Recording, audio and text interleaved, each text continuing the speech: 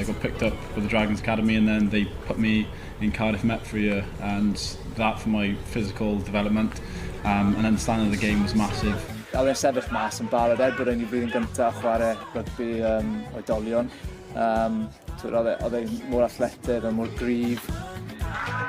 Playing championship rugby on a weekend against some big lads from down in Narberth and then Bedlinog. Guess you ready for senior rugby, I guess. Beth sy'n dda neu special ynglyn â Aaron hefyd yw mae wedi mynd ati I gymysgu addysg a chwarae, t'mod?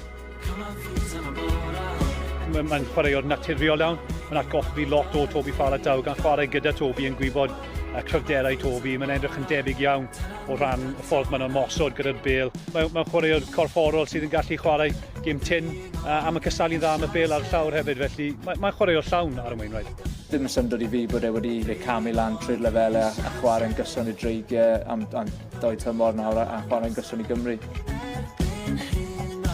The group stages were tough, getting us battle ready, and now since the knockout stages, can't take anything for granted.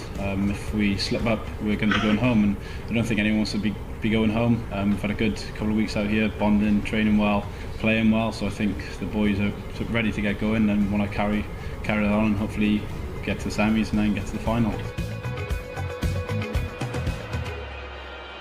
Wel, Aaron Wainwright, ifanc, dim lot o brofiad ar lefel ma, ni wedi'n edrych yn gyfforddus. Gyfforddus a'n gartrefol, dim yn aml iawn mae